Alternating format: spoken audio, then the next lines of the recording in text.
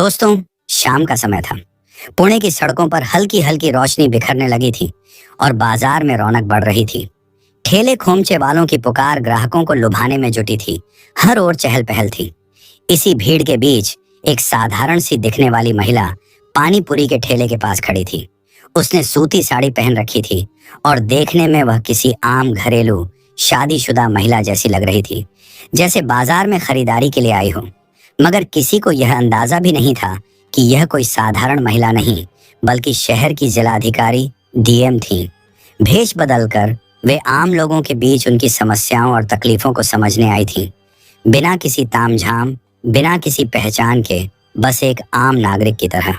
Madam ने पानीपुरी के ठेले के पास जाकर मुस्कुराते हुए कहा, भैया जरा तीखी वाली बनाना। ठेले वाले ने उत्साह से जवाब दिया, हाँ मैडम, बहुत मजेदार बनाऊंगा। वह तुरंत कुरकुरी पूरी में मसालेदार पानी भरकर उन्हें देने लगा। मैडम ने पहला ही कौर लिया और उनके चेहरे पर हल्की सी मुस्कान आ गई। पानी पूरी सच में लाजवाब थी। उन्होंने इशारे से और खिलाने को कहा तो ठेले वाला खुशी खुशी अपनी कला दिखाने में जुट गया। लेकिन मैडम सिर्फ स्वाद का आनंद नहीं ले रही थी, वे उसकी मेहनत और व्यवहार कुशलता को भी परख रही थी। तभी माहौल में अचानक तनाव घुल गया। 4 पुलिस वाले मोटर बाइक पर आए। उनकी वर्दियों पर धूल जमी थी और उनके हाव भाव में अजीब सा रौब था, जैसे किसी बाहुबली के आदमी हों। उनमें से एक ने ठेले वाले को घूरते हुए कड़क आवाज में कहा, अबे तेरा ठेला यहाँ कैसे लगा? कितनी बार कहा है कि सड़क किनारे अतिक्रमण मत कर, लेकिन तेरी हिम्मत तो देखो। पानी पूरी वाले का चेहरा उतर गया। उसने घबराकर हाथ जोड़ लिए और विनम्र स्वर में बोला, साहब हम गरीब आदमी हैं, यही करके परिवार पालते हैं। लेकिन पुलिस वालों के चेहरे पर कोई पछतावा नहीं था। उनमें से एक ने ठेले पर जोरदार लात मारी। ठेला हिल गया। सारी पानी पूरी जमीन पर बिखर गई।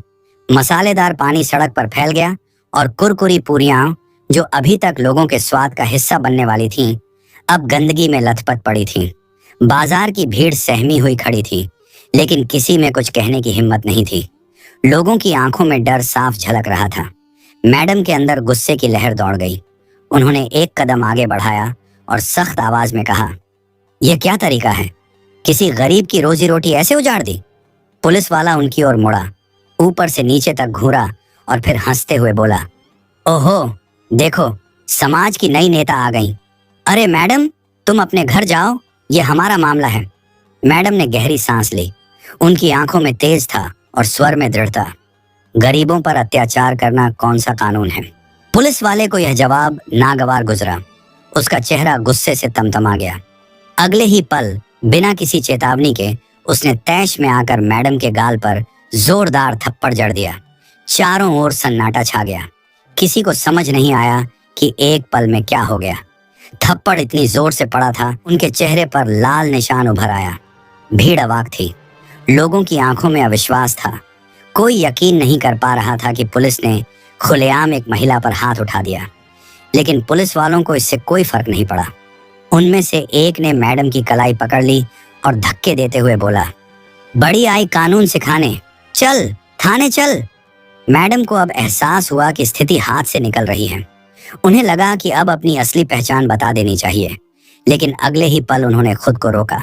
अगर मैं अभी सच बता दूं तो ये डर कर चुप हो जाएंगे, लेकिन मुझे देखना है कि आम जनता के साथ कैसा व्यवहार किया जाता है। मुझे यह नाटक और आगे बढ़ाना होगा। उन्होंने कोई विरोध नहीं किया। पुलिस वालों ने उनके हाथों में हथकड़ी डाल दी और जबरदस्ती घसीटते हुए जीप में बैठा लिया। रास्ते भर पुलिस वाले बेहुदा बातें करते रहे। अबे ये औरत बहुत तेज है, लगता है किसी बड़े घर की भागी हुई औरत है।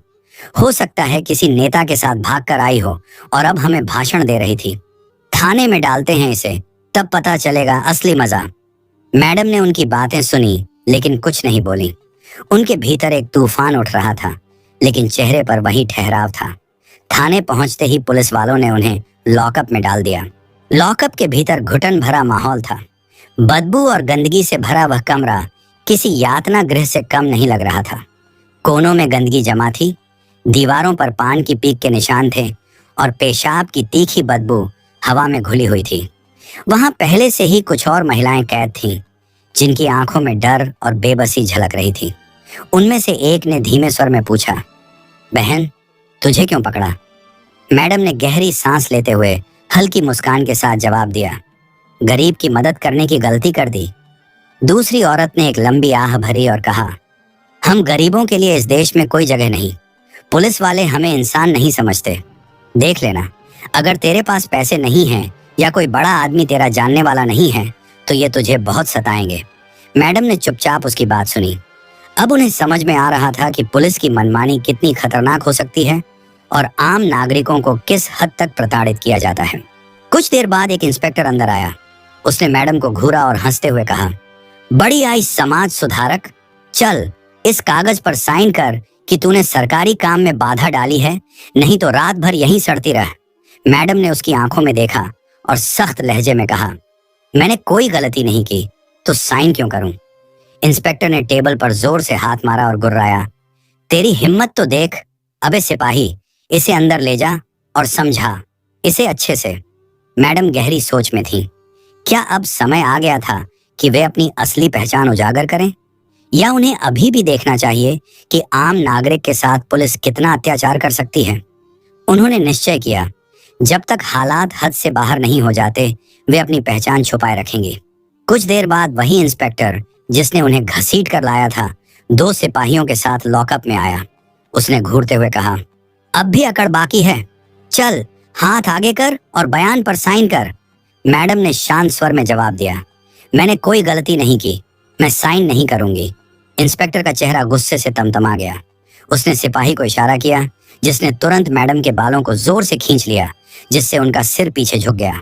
अब जबरदस्ती साइन करवाओ इससे, बहुत नेतागिरी आ रही है, इंस्पेक्टर चिल्लाया।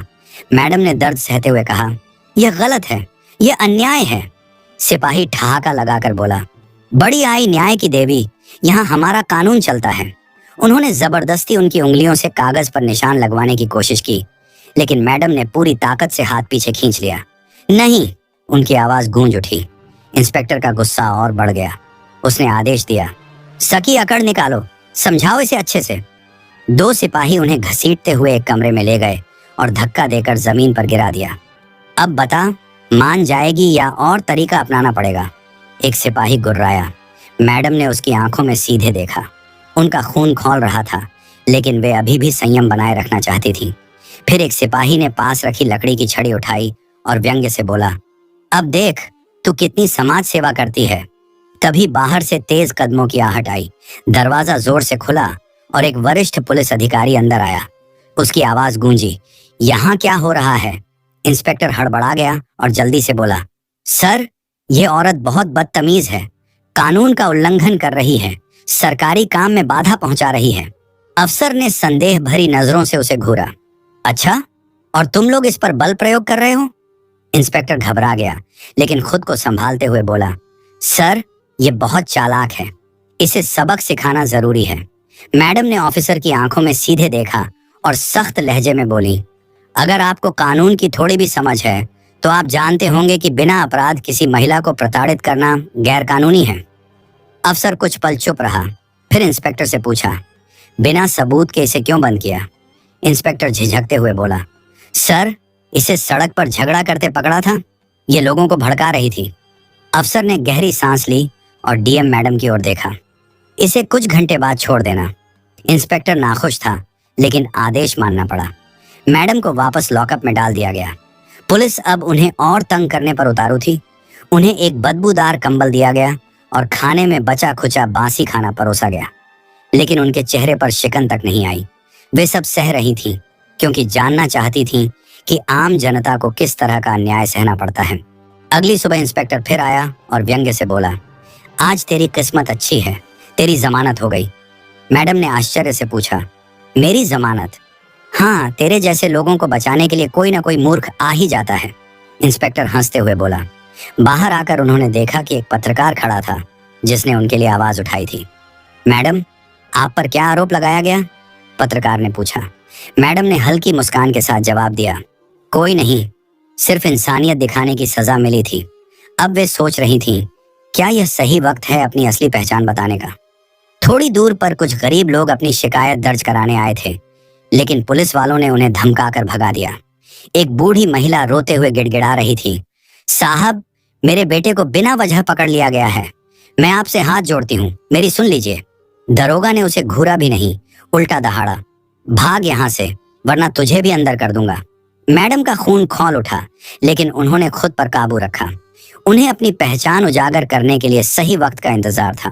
तभी एक पुलिस वाला उनकी ओर बढ़ा, जो पत्रकार के सवालों से बचने के लिए उन्हें जल्दी हटाना चाहता था। वह गुर्राया, चल भाग यहाँ से, जमानत मिल गई, अब तमाशा मत कर। मैडम ने गहरी सांस ली और धीमे स्वर में कहा, जमानत किसने दी? तेरे बाप ने। पुलिस वाला हंसा, नहीं, कोई और आया होगा, तुझे क्या फर्क पड़ता है? पत्रकार ने तुरंत सवाल किया, मैडम, आपको किस आधार पर गिरफ्तार किया गया?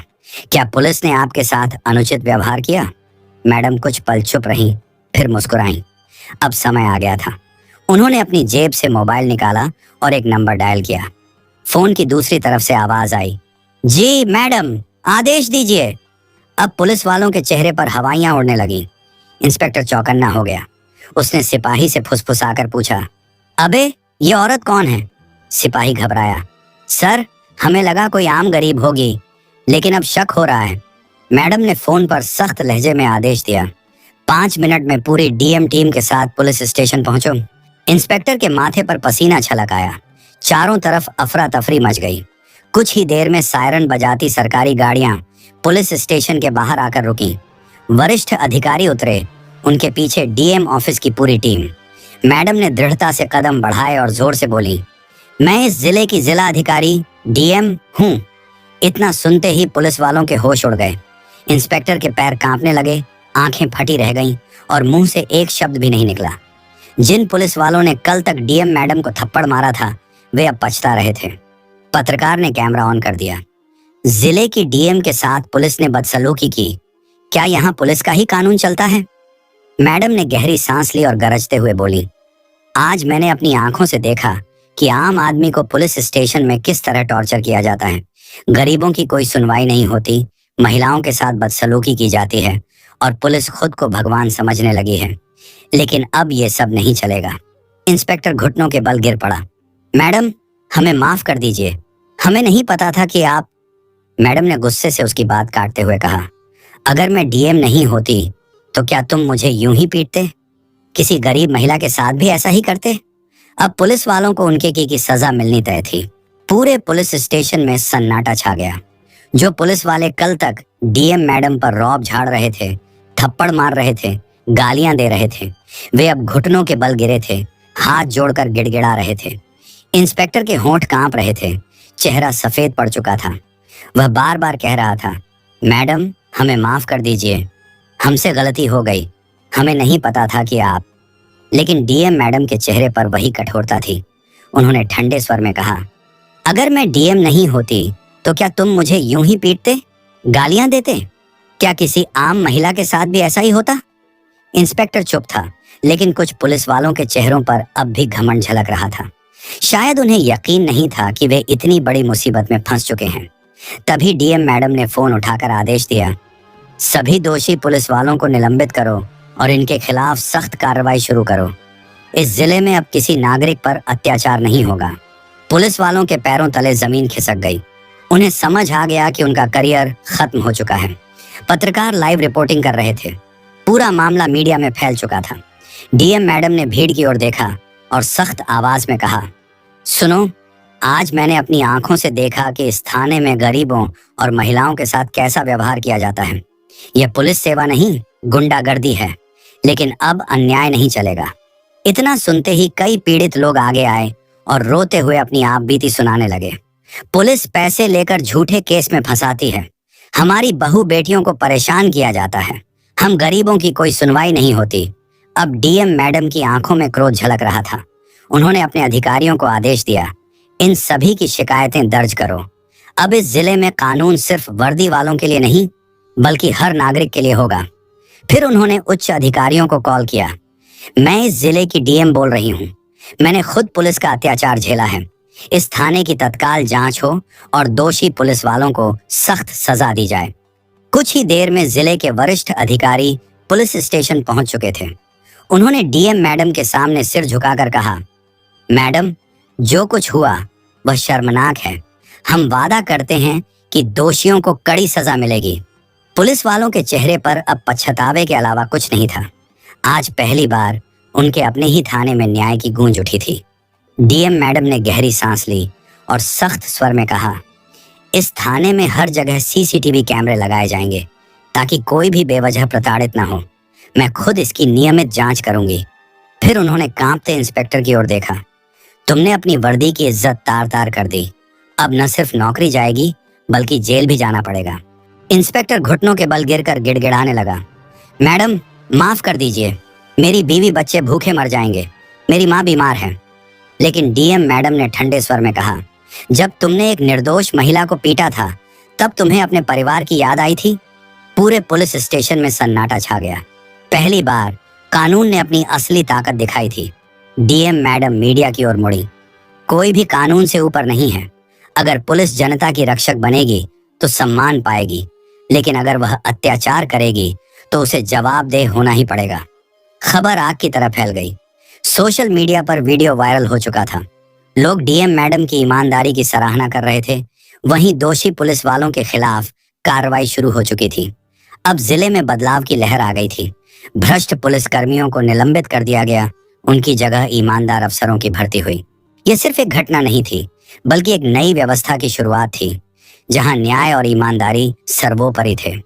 कुछ दिनों बाद एक सुबह डीएम मैडम मीडिया के सामने आई और बुलंद आवाज में कहा, अब इस जिले में लोगों का पुलिस पर भरोसा बढ़ रहा है, लेकिन हमारी जिम्मेदारी सिर्फ कानून लागू करने तक सीमित नहीं है।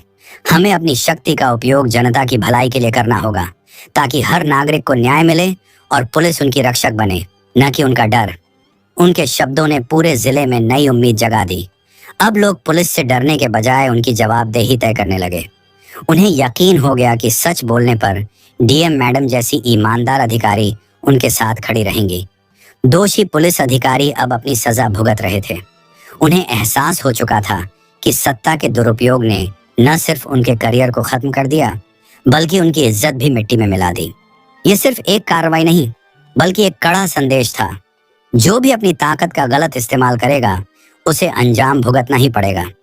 डीएम मैडम की निडरता ने न्याय और सच्चाई की नई मिसाल कायम की। उन्होंने साबित कर दिया कि अगर एक व्यक्ति अन्याय के खिलाफ खड़ा हो जाए तो पूरा सिस्टम बदल सकता है। इस घटना ने सभी को सिखाया कि कानून से ऊपर कोई नहीं, चाहे वह कितना भी बड़ा अधिकारी हो। सच्चा सम्मान उसी का है जो अपनी शक्ति का उपयोग सही तरीके से करता है। डीएम मैडम ने न सिर्फ एक भ्रष्ट अधिकारी को सजा दिलाई, बल्कि हर गरीब और पीड़ित को उनका हक वापस दिलाने की पहल की। उन्होंने दिखा दिया कि बदलाव की शुरुआत हमें खुद करनी होगी, न कि सिर्फ दूसरों से उम्मीद रखनी होगी। यह घटना हमें सिखाती है कि अपने कर्तव्य को निभाने में कभी डरना नहीं चाहिए। ईमानदारी और सच्चे प्रयासों से हर अन्याय के खिलाफ लड़ाई जीती जा सकती है। हमें अपने जीवन में सच्चाई, ईमानदारी और कर्तव्य के प्रति निष्ठा बनाए रखनी चाहिए, क्योंकि यही मूल्य हमें एक मजबूत और न्यायप्रिय समाज की ओर ले जाते हैं। यह कहानी सिखाती है कि हर व्यक्ति में बदलाव लाने की ताकत होती है। अगर हम अन्याय के खिलाफ खड़े हों और सच का साथ दें, तो न्याय की जीत निश्चित है। एक सही कदम समाज को नई दिशा दे सकता है। जरूरी है कि हम किसी भी क्षेत्र में हों, अन्याय के खिलाफ आवाज उठाएं और ईमानदारी से अपने कर्तव्य का पालन करें। बदलाव के लिए सिर्फ एक मजबूत इरादा और सच्चे प्रयास की जरूरत होती है। अगर आपको यह कहानी पसंद आई हो तो लाइक और शेयर करें और हमारे चैनल को सब्सक्राइब करें। मिलते हैं अगली वीडियो में दोस्तों।